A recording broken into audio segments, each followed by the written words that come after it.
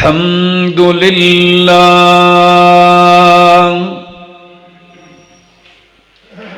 الحمد لله الذي لا أول له ولا آخر له الحمد لمن هو المقصود والمطلوب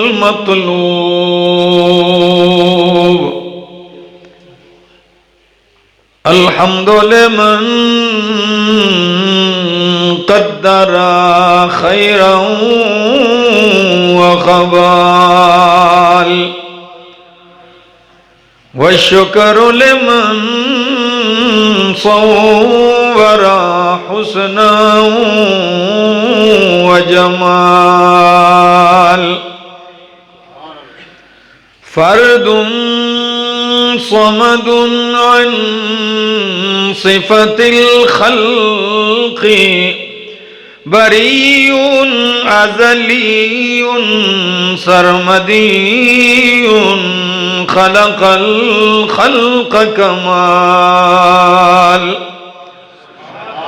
ثم نشهد أن لا إله إلا الله وحده لا شريك له لا شريك له ولا نظير له ولا وزير له ولا مشير له ولا معين له ولا منازم له ولا مناظر له ولا مداني له ولا مجاور له ولا مقابل له ولا جد جهد لا ولا مثل مثال مثيل مماثل له ونشهد أن سيدنا وسندنا وإمامنا وأحبنا وحبيبنا وحبيب ربنا محمدا عبده ورسوله أما بعد فأعوذ بالله من الشيطان الرجيم بسم الله الرحمن الرحيم يا أيها النبي إنا أرسلناك شاهدا ومبشرا ونذيرا وداعيا إلى الله بإذنه وسراجا منيرا وقال تعالى ادع إلى سبيل ربك بالحكمة والموعظة الحسنة وجادلهم بالتي هي أحسن إن ربك هو أعلم بمن ضل عن سبيله وهو أعلم بالمهتدين وقال تعالى قل هذه سبيلي أدعو إلى الله على بصيرة أنا ومن اتبعني سبحان ربك رب العزة عما يصفون وسلام على المرسلين والحمد لله رب العالمين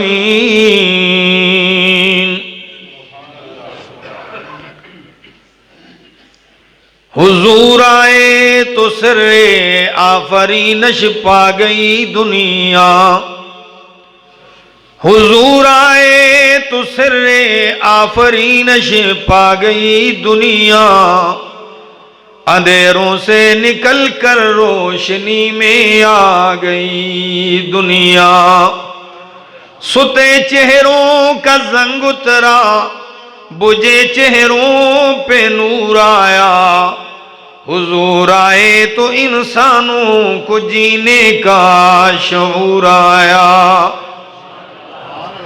انتہائی قابل عزت، قابل احترام ذی قدر بزرگوں، بھائیوں، عزیزوں، نوجوان ساتھیوں، السلام علیکم۔ دعا اور التجا ہے دربار الہی کے اندر اللہ مجھے حق سچ کہہ سکنے، سمجھا سکنے کی توفیق نصیب فرمائے، اور اس کے بعد مجھے اور آپ سب کو عمل کی بھی توفیق نصیب فرمائے۔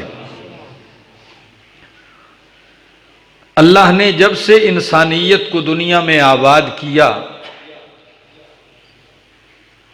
اور انسانیت کے پیدا کرنے کا جو اصل مقصد تھا، وَمَا خَلَقْتُ الْجِنَّ وَالْإِنسَ إِلَّا لِيَعْبُدُونَ، کہ اللہ کی بندگی اور عبادت کریں،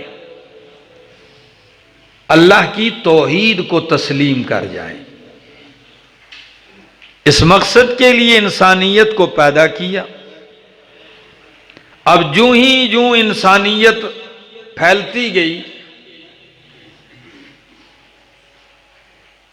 تو بگاڑ بھی آتا گیا۔ اس بگاڑ کو دور کرنے کے لیے جب انسانیت بھٹک جاتی، انہیں دوبارہ راہ راست پر لانے کے لیے اللہ وقفے وقفے سے انبیاء اور رسول بھیجتے تھے۔ لیکن یہ بھی ایک عجیب بات ہے کہ جب بھی بگاڑ پیدا ہوا کسی امت کے اندر تو وہ بگاڑ بڑی آسانی سے پیدا ہو گیا، لیکن جب اصلاح کی ضرورت پڑی تو اصلاح پھر اتنی ہی مشکل تھی۔ چنانچہ ایسا بھی ہوا کہ انبیاء کو قتل کیا گیا، شہید کیا گیا، ایک ایک دن میں کئی نبی قتل کیے گئے۔ جب ایک نبی شہید کیا جاتا اللہ دوسرا بھیجتے۔ سلسلہ چلتا رہا۔ حضرت سیدنا نوح عیسیٰ علیہ السلام تشریف لے آئے، موسیٰ کلیم اللہ علیہ السلام کے بعد۔ کافی عرصے کے بعد جب یہ تشریف لائے اور انہوں نے بگاڑ دور کرنے کی کوشش کی، اصلاح کی کوشش کی، نتیجہ یہ نکلا کہ قوم نے اپنی اصلاح کرنے کے بجائے خود نبی کو سولی پہ چڑھانا ہی سمجھ لیا کہ اسی میں بہتری ہے۔ چنانچہ حضرت عیسیٰ علیہ السلام کو قتل کرنے کی سازش بنائی گئی، ان کو پھانسی پہ چڑھانے کی تاریخ مقرر کر دی گئی۔ اللہ نے اپنے پاک پیغمبر کو زندہ اٹھا لیا آسمانوں پر، عیسیٰ علیہ السلام کو زندہ اٹھا لیا گیا۔ یہ بگاڑ یوں رہا، 575 سال کا عرصہ گزر گیا عیسیٰ علیہ السلام کے اٹھائے جانے کے بعد بھی۔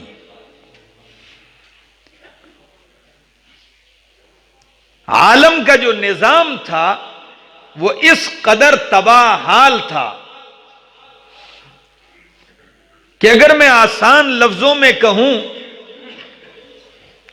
تو ایک اہل علم کا طبقہ تھا جنہیں قرآن نے اہل الکتاب کہا، ایک دنیا میں یہ طبقہ تھا، ایک پیروں کا طبقہ تھا، اور ایک طبقہ وہ تھا جو بالکل ان پڑھ تھے، جنہیں قرآن نے امیین کہا۔ اب ذرا ان کا نقشہ دیکھ لیجئے کہ ان کا حال کیا تھا۔ جو اہل علم تھے، تورات والے، انجیل والے، یہودی، عیسائی، ان کا حال یہ بن چکا تھا۔ قرآن کہتا ہے قالت الیہود عزیر ابن اللہ، یہودیوں نے کہا عزیر علیہ السلام اللہ کے بیٹے ہیں، وقالت النصارى المسیح ابن اللہ، وقالت النصارى عیسائیوں نے کہا المسیح ابن اللہ، عیسیٰ علیہ السلام اللہ کے بیٹے ہیں۔ اچھا، اور ذرا آگے بڑھیے کہ آپس میں یہ حال ہے، قالت الیہود لیست النصارى علی شیء، یہودی کہنے لگے عیسائیوں کا کوئی مذہب دین نہیں ہے، یہ کسی چیز پر نہیں ہے، یہ باطل ہیں، غلط ہیں۔ تو عیسائی بھی کیسے پیچھے رہیں؟ وہ کہنے لگے وقالت النصارى لیست الیہود علی شیء، قرآن کہتا ہے وَهُمْ يَتْلُونَ الْكِتَابَ، حالانکہ یہ دونوں طبقے کتاب پڑھنے والے تھے۔ یہ ایک جھلک، اب دوسری جھلک، جو ان کے اہل علم تھے ان کے اندر بگاڑ اتنا آ گیا، جو مولوی تھے ان کا حال قرآن ذکر کرتا ہے یحرفون الکلم عن مواضعہ، انہوں نے اللہ کی کتاب میں تحریف شروع کر دی، تبدیلی، ایک بات اٹھا کے دوسری جگہ، دوسری اٹھا کے پہلی جگہ، کہیں سے مٹا دیا، کہیں سے بڑھا دیا، کہیں سے گھٹا دیا، یہ ہیرا پھیری شروع کر دی۔ اور یہ دروازہ ایسا کھولا انہوں نے کہ آج تک مذہب یہود اور مذہب عیسائیت میں آج تک تحریف جاری ہے۔ ہمارے سرگودا کے بہت بڑے عالم گزرے ہیں علامہ حسین نیلوی شاہ صاحب، کہتے ہیں میں 5 سال تک انجیل کا نیا ایڈیشن ہر سال کا لیتا تھا، 5 سالوں کے ایڈیشنز جو میں نے اکٹھے کیے تو ہر ایک میں تبدیلی تھی، الفاظ کے بھی، مطلب کی بھی، بالکل پورے الفاظ اور پورا مضمون تبدیل کر کے رکھ دیا۔ یہ حال۔ دوسرا، یہ کیوں کرتے تھے؟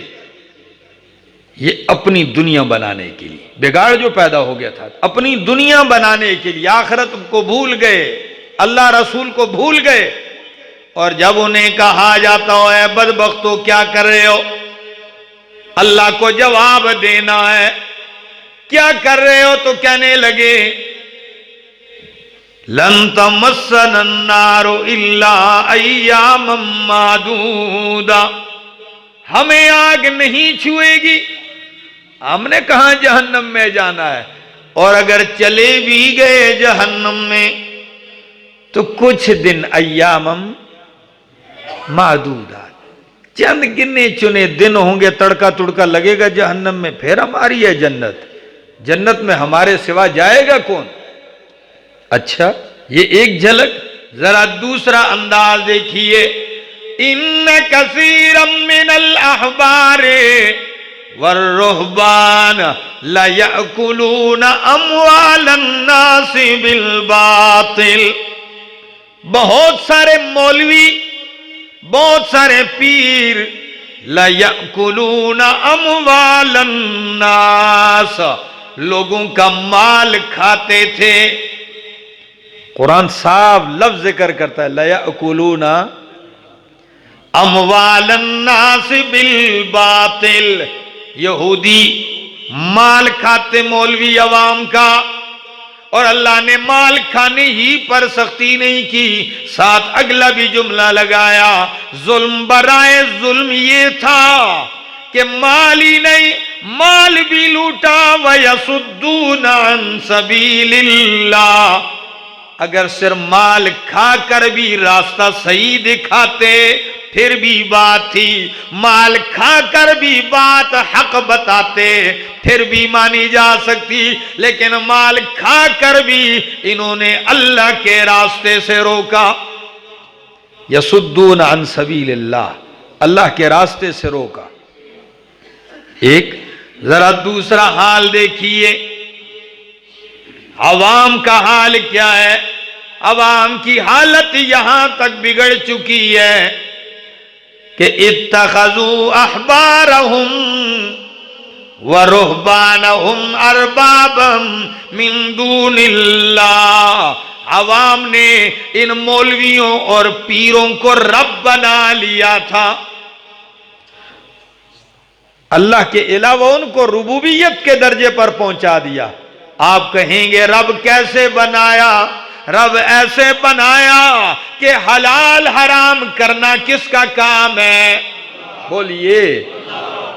تو وہ جب کہتے اللہ کی حلال کردہ کو حرام کر کے پیش کرتے اور اللہ کی حرام کردہ چیزوں کو اپنی مرضی سے حلال کر دیتے اور یہ لوگ ان کی مان جاتے تھے، وہ جو مرضی یہ کہتے یہ مان جاتے تھے۔ یہ حال بنا رکھا، اور خوش فہمی اتنی بڑھ گئی تھی ان کی کہ کبھی کبھار تو خوب جوبن میں آ کے یہاں تک کہہ جاتے نحن ابناء اللہ واحباؤہ، ہم اللہ کے بیٹے ہیں، اللہ کے محبوب ہیں، اللہ کی اولاد بن جاتے، اس حد تک آگے چلے جاتے۔ یہ ان کا حال ہے، اور قرآن کہتا ہے عقیدے کا حال ان کا یہ بن گیا لَقَدْ كَفَرَ الَّذِينَ قَالُوا إِنَّ اللَّهَ ثَالِثُ ثَلَاثَةٍ، البتہ کفر الذین، کفر کیا ان لوگوں نے جنہوں نے کہا ان اللہ ثالث ثلاثہ، اللہ تین میں سے تیسرا ہے یا تینوں کا تیسرا ہے۔ کبھی کہتے تین کا مجموعہ اللہ ہے۔ کون سا تین؟ عیسیٰ علیہ السلام، مریم رضی اللہ عنہا اور اللہ۔ کہتے کہ یہ تینوں کا مجموعہ ہے، اور جب ان سے پوچھا جاتا تھا کہ توحید کو مانتے ہو؟ جی جی بالکل، توحید کو تو ہم مانتے ہیں، تین الہ بھی مانتے، اور ساتھ کیا کہتے تھے؟ توحید کو بھی ہم مانتے ہیں۔ اکبر الہ آبادی نے ان کے اس عقیدے کا عجیب اپنے شعر میں ذکر کیا کہ تثلیث کے قائل نے خالق کو کہا ایک، تھی سوئی تین پر حیرت سے بجا ایک۔ کہتے ہیں یہ بھی عجیب بات ہے، تین مان کر بھی وہ توحیدی ہو گئے ہیں۔ یہ تو ایسا ہی ہے کہ سوئی تین پر ہو اور آپ کہیں کیا بج رہے ہیں؟ ایک بج رہا ہے۔ یہ تو ایسا ہے، تثلیث کے قائل نے خالق کو کہا ایک، تھی سوئی تین پر حیرت سے بجا ایک۔ خیر یہ حالت ہے۔ ادھر مکے کی امیین کا حال یہ بنا ہوا ہے کہ وہ کیا کہتے ہیں؟ الملائکۃ بنات اللہ، فرشتے اللہ کی بیٹیاں ہیں۔ ادھر لات ہے، منات ہے، عزا ہے، حبل ہے، نائلہ ہے، اصاف ہے، صفا پہ مروہ پہ بھی بت رکھے ہوئے ہیں۔ کبھی ود ہے، سوا ہے، یغوث ہے، یعوق ہے، نصر ہے۔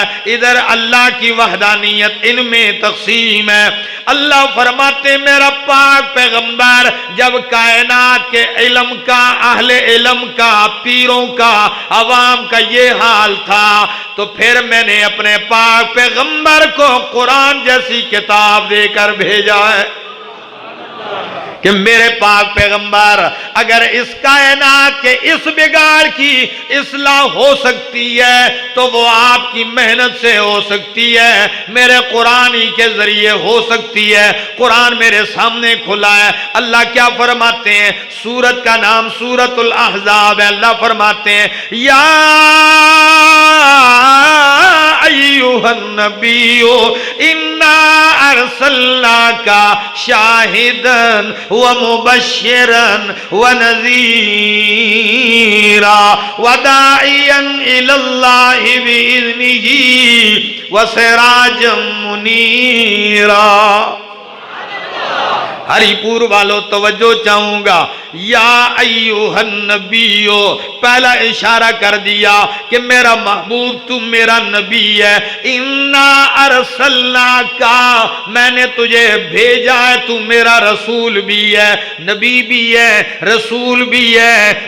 تیسری صفت آپ کی کیا ہے؟ شاہدن، اللہ بگاڑ میں نے پیش کیا خلاصہ، آپ کا کام کیا ہے؟ نبی بنایا، رسول بنایا، کام کیا ہے؟ شاہدن، آپ گواہی دینے والے ہیں، شاہدن آپ حق بیان کرنے والے ہیں، شاہدن تو میری توحید کا گواہ ہے۔ شاہدن کے دو معنی مفسرین ذکر کرتے ہیں، دونوں لسان العرب میں ذکر ہیں۔ کیا معنی ہے؟ شاہدن میرے پاک پیغمبر تو گواہ ہے، یعنی قیامت کے دن اپنی امت پہ گواہی دے گا۔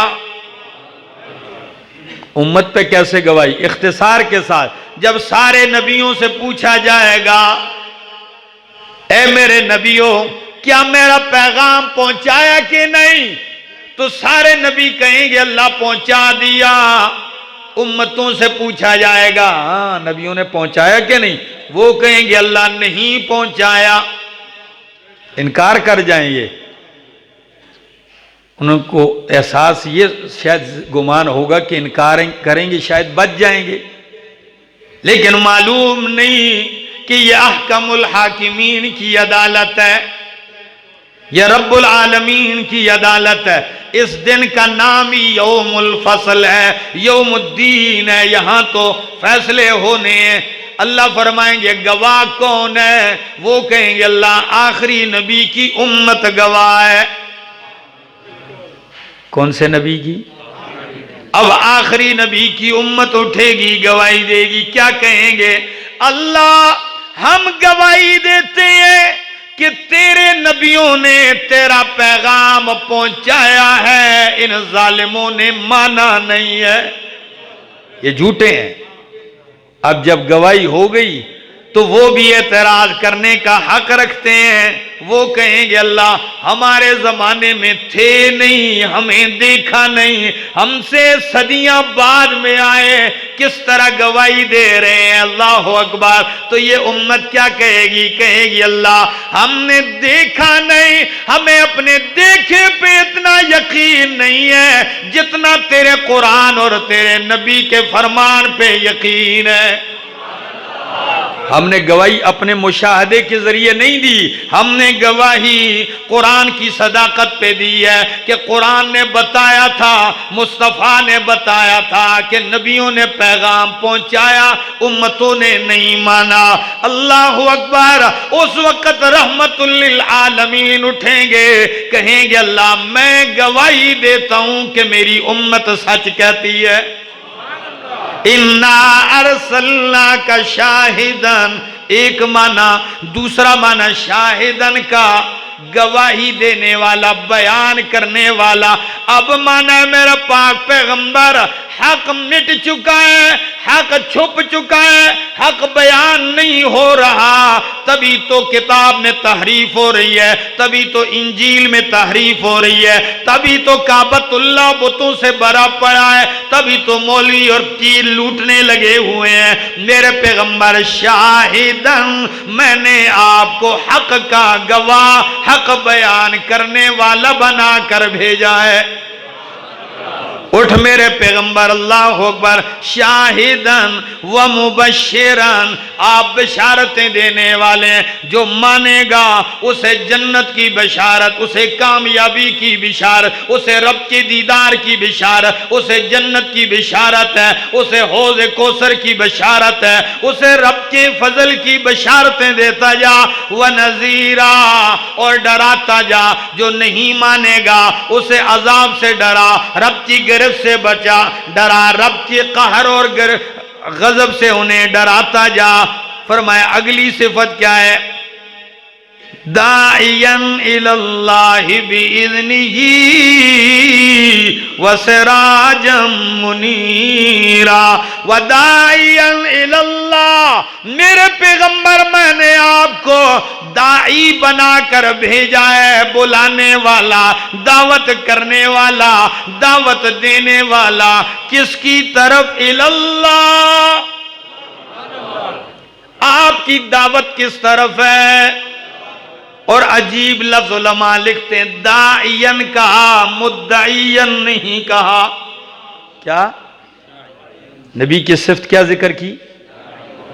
داعین اللہ۔ آپ داعی ہیں، مدعی فرق کیا ہے؟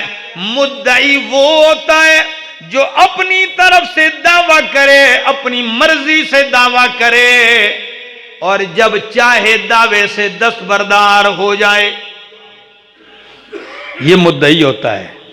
عدالت میں آپ نے دعویٰ کیا کسی کی زمین پر، کیس لڑنا شروع کر دیا، اب آپ کی مرضی ہے اپنے دعوے سے دستبردار ہو سکتے ہیں، دعویٰ چھوڑ بھی سکتے ہیں۔ فلاں نے کہتے ہیں دعویٰ کیا تھا، چھوڑ دیا۔ تو مدعی جو اپنی طرف سے دعویٰ کرے اور پھر اسے چھوڑ بھی سکتا ہے، پیچھے بھی ہٹ سکتا ہے۔ اللہ فرماتے ہیں میرا پاک پیغمبر تو مدعی نہیں، مدعی تو اللہ ہے، آپ داعی ہیں، آپ اپنے اس دعوے سے پیچھے نہیں ہٹ سکتے، آپ اس دعوے کو نہیں چھوڑ سکتے، کیونکہ یہ آپ نے اپنی طرف سے نہیں کیا، یہ اگر کیا ہے تو بِإِذْنِهِ، کس کے حکم سے؟ تو مدعی کون ہے؟ اللہ ہے۔ آپ داعی ہیں، اور داعی کے لیے چاہیے بھی کہ وہ اپنے مشن سے پیچھے، کوئی اچھا کہے، برا کہے، بلا کہے، جو مرضی ہو جائے، تو اشارہ کر دیا کہ داعین اللہ، میرے پیغمبر آپ کو ایسا کام دیا کہ اس سے آپ کے لیے پیچھے ہٹنے کی گنجائش۔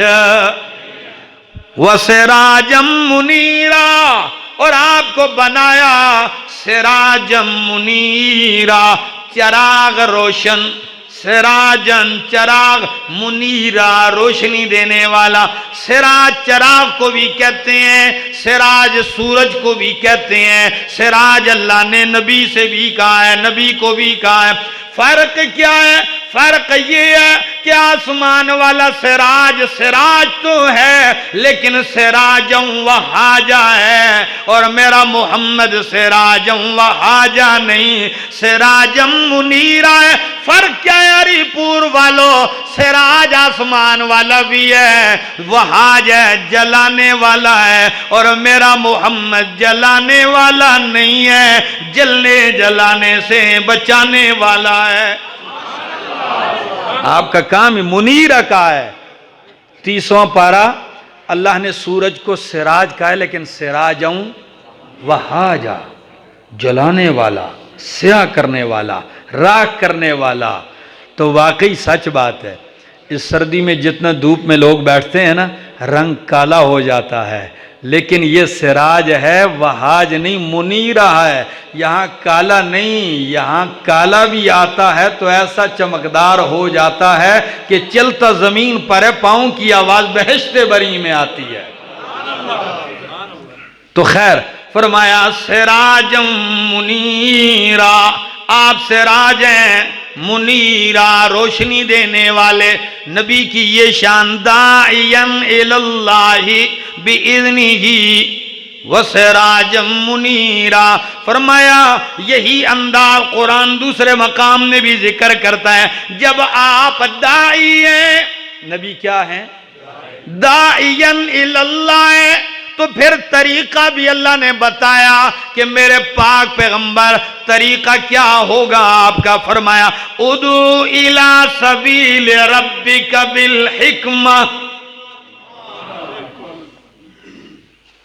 میری بات سمجھ میں آ رہی ہے؟ ادعو الی سبیل ربک، ادعو بلا میرے پیغمبر، پکار میرے پیغمبر، دعوت دے میرے پیغمبر، الی سبیل ربک، کس کی طرف؟ الی سبیل ربک، رب کے راستے کی طرف ہے، الی دین ربک، رب کے دین کی طرف دعوت دے میرے پیغمبر، لیکن طریقہ کیا ہوگا؟ بالحکمت والموعظۃ الحسنہ، تین طریقے بتائے ہیں۔ کتنے؟ کیونکہ لوگ تین طرح کے ہیں۔ پہلا کچھ طبقہ وہ ہوتا ہے جو آپ کی تقریروں سے متاثر نہیں ہوتا کہ جتنی لچھے دار تقریریں کرو، نہیں، کچھ لوگ ایسے ہوتے ہیں جو بات کی تہ تک پہنچتے، انہیں دلیل چاہیے، وہ منطقی انجام تک پہنچاتے ہیں بات کو۔ تو فرمایا میرے پیغمبر اگر ایسا طبقہ ہے تو بالحکمت، میں نے ایسے لوگوں کے لیے سب سے بڑا فلسفہ، سب سے بڑی دلیل دی ہے قرآن۔ بالحکمت، اللہ کا قرآن حکمت ہے کہ نہیں؟ یاسین والقرآن الحکیم، حکمتوں سے بڑا قرآن ہے۔ اچھا، بالحکمت سنت بھی داخل ہے، کیونکہ قرآن دوسرے مقام پہ کہتا ہے یعلمہم الکتاب والحکمہ، میرے نبی کا مشن ہے لوگوں کو کتاب کی بھی تعلیم دیتا ہے، والحکمت، اور سنت کی بھی تعلیم دیتا ہے۔ اب مانا ہوگا بالحکمت، میرا پاک پیغمبر لوگوں کو حکمت قرآن اور سنت کے ذریعے دعوت دے۔ بولا کس کے ذریعے؟ بالحکمت، قرآن اور سنت کے ذریعے۔ اور لفظ چونکہ حکمت استعمال کیا ہے تو جتنے معانی دعوت کے لیے جتنے طریقے ذکر کیے جائیں سب کو شامل ہو جائے گا۔ بالحکمت، دانائی کے ساتھ، یعنی بات موقع کی مناسبت سے بندہ کرے۔ حکمت یہی ہے کہ بات کس موقع پر کرنی ہے، اس شخصیت کے ساتھ کس انداز میں بات کرنی ہے، اس کے ساتھ کیسے کرنی ہے، عوام کے ساتھ کیسے کرنی ہے، خواص کے ساتھ کیسے کرنی ہے، یہ حکمت ہے۔ تو حکمت کے ساتھ ایک والموعظۃ الحسنہ، کچھ عوام ہوتے ہیں تو ان کو بہترین مواعظ کے ساتھ، کیا؟ عوام کے لیے، عوام آپ کے فلسفوں کو نہیں جانتے، آپ کی دلیل کے گہرائیوں کو نہیں جانتے، وہ صغرا اور کبرا نہیں جانتے، بات سمجھ آ گئی؟ وہ ان گہرائیوں میں نہیں جا سکتے، تو ان کو کیسا طریقہ ہو؟ موعظۃ الحسنہ۔ اچھا، اور تیسرا طبقہ ایسا بھی ہوتا ہے جب آپ اللہ کی طرف دعوت دیں گے کچھ دلائل سے مان جائیں گے، کچھ نرم لہجے سے گفتگو آپ کی تقریر سے سادہ انداز سے سمجھ جائیں گے، لیکن کچھ لوگ ایسے بھی ہوں گے کہ وہ اس راستے کو روکنے کے لیے میدان میں اتریں گے، وہ مناظرے کے بغیر نہیں مانیں گے۔ وہ ادھر کھڑا ہوگا کوئی چیلنج دے گا، ادھر کھڑا ہوگا چیلنج دے گا، ادھر آؤ، ٹھیک ہے؟ تو ان کے لیے کیا؟ اس کا طریقہ بھی بتا دیا، فرمایا جادلہم باللتی ہی احسن، میرے پیغمبر بحث کر ان کے ساتھ، مناظرہ کر ان کے ساتھ، باللتی ہی احسن، لیکن اس میں بھی طریقہ کیا ہو؟ احسن، جو سب سے بہترین طریقہ ہے۔ اور قرآن نے یہ تینوں طریقے بتائے، نبی نے ان تینوں طریقوں پر عمل بھی، مثلا علماء کو دلائل کے ساتھ سمجھایا۔ جب اہل کتاب آئے تو قرآن نے کہا فَأْتُوا بِالتَّوْرَاةِ فَاتْلُوهَا، دلیل چاہیے تورات لے آؤ ذرا پڑھو، آتوا برہانکم، دلیل لاؤ اگر سچے ہو۔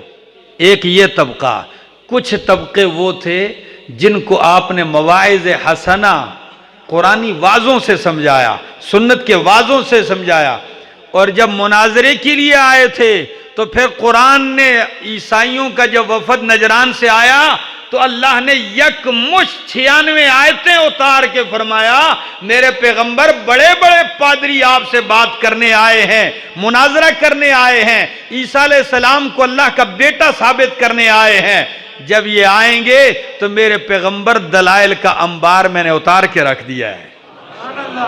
سورہ آل عمران کا شان نزول دیکھ لیجئے، فرمایا ادعو الی سبیل ربک بالحکمت والموعظۃ الحسنہ وجادلہم باللتی ہی احسن، اچھے طریقے سے۔ اور کبھی قرآن یوں ذکر کرتا ہے، میرے سامنے اللہ کا قرآن ہے، سورت کا نام سورت یوسف ہے، آیت نمبر 108 ہے، سنا دوں؟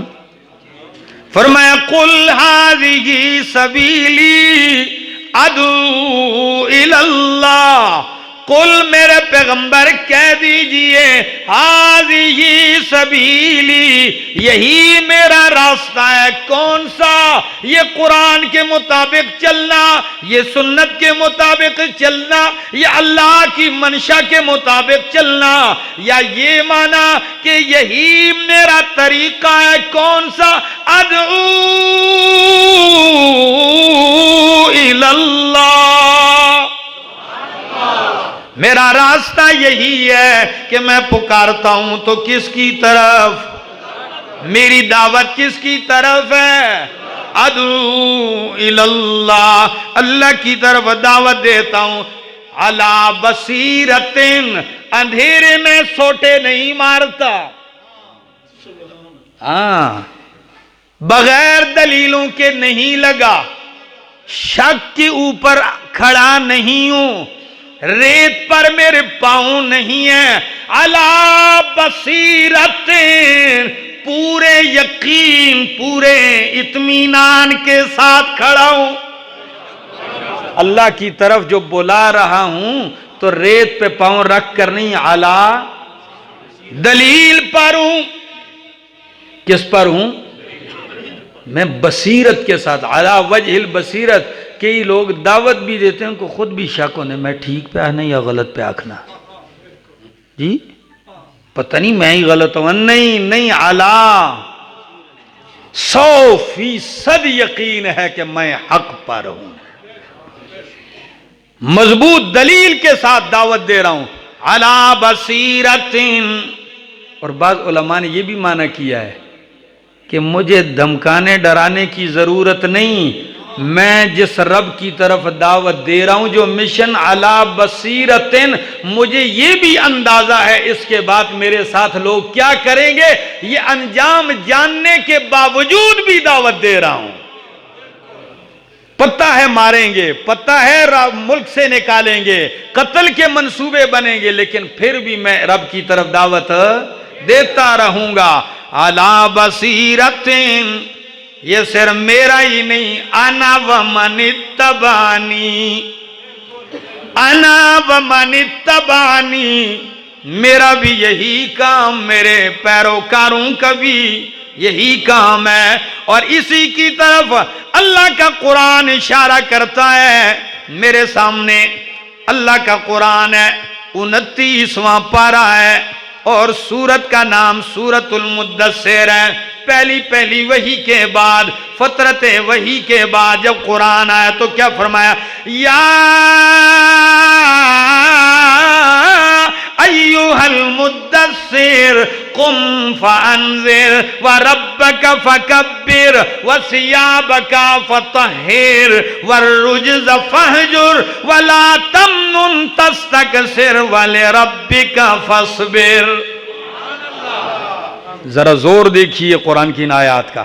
یا ایھا المدثر، او کمبل میں لپٹنے والے، یا ایھا المدثر، او چادر اوڑھنے والے، قم، اب وہ لیٹنے کا وقت گزر چکا ہے، اب آرام کا وقت ختم ہو گیا، اب کیا کرنا ہے؟ قم، اللہ اکبر، جب رب کہہ رہے ہیں قم، اب کھڑا ہونا ہے۔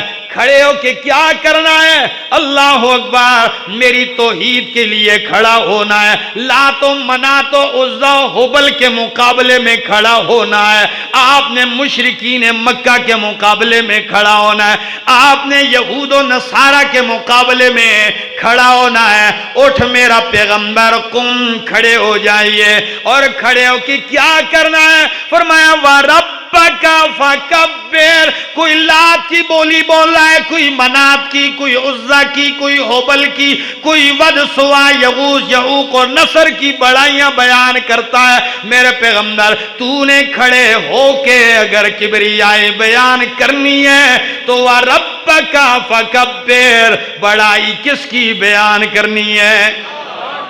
مفعول کو مقدم کیا، یہ نہیں فرمایا کبر ربک، نہیں، کیا فرمایا؟ وَرَبَّكَ فَكَبِّرْ، مفعول کو مقدم کر دیا، حسر کا معنی بن گیا کہ آپ نے اگر بڑائی بیان کرنی ہے تو فقط کس کی؟ کیونکہ بڑائیوں کے لائق کون ہے؟ کبریائی کس کی ہے؟ اور واقعی میرا پیغمبر جب کھڑے ہوتے ہیں تو اسی کی بڑائی بیان کرتے ہیں۔ آپ کی عبادات دیکھ لیجئے، اللہ اکبر، نماز بھی اللہ اکبر سے، رکوع جائے اللہ اکبر، سجدے جائے اللہ اکبر، سجدے سے اٹھے اللہ اکبر، بلندی پہ چڑھے اللہ اکبر، عید کے دن آئے تو اللہ اکبر، اللہ اکبر، لا الہ الا اللہ، واللہ اکبر، اللہ اکبر، وللہ الحمد۔ اور جب کعبہ کی چھت پہ بلال کو چڑھاتے ہیں تو تب بھی یہ کہتے ہیں بلال اٹھ کے رب کی بڑائی بیان کر، تو بلال کیا کہتے ہیں؟ اللہ اکبر، اللہ اکبر۔ ہر وقت آپ کی زبان پہ اللہ کی بڑائی ہے۔ فرمایا ربک فکبر، میرے پاک پیغمبر رب کی بڑائی بیان کر، وثیابک فطہر، آپ پہ تہمتیں بھی لگیں گی، آپ پہ الزام بھی لگیں گے، ثیابک فطہر، میرے پاک پیغمبر اپنے دامن کو پاک رکھنا ہے۔ ثیابک فطہر، اپنے کپڑوں کو پاک کر۔ بہت سارے معنی کیے محدثین مفسرین نے، لیکن میں نے ایک شارٹ معنی کر دیا ہے کہ اپنے بدن کو بھی پاک کیجیے، یا یہ ثیاب سے مراد دین ہے، اور طاہر کا معنی حقیقی ہے۔ اب معنی یہ بھی ہوگا کہ ثیابک فطہر، میرے پیغمبر اٹھ اور اپنے دین کو شرک اور بدعت سے پاک کر۔ اللہ اکبر۔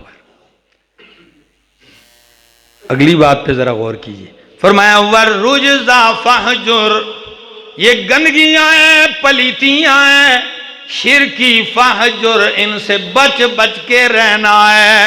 لا تمنن تستکثر، دو معنی کروں گا جھوم جاؤ گے۔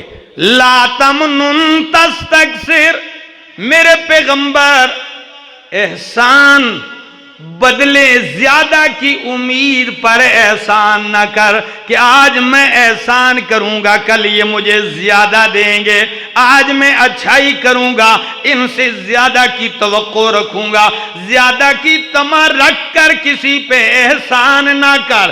یا دوسرا معنی لا تمنن تستکثر، اپنی محنت کو زیادہ خیال کر کے اسے منقطع نہ کر دینا، بلکہ جتنی عمر بڑھتی جائے اتنی ہی آپ کی محنت بڑھتی جائے۔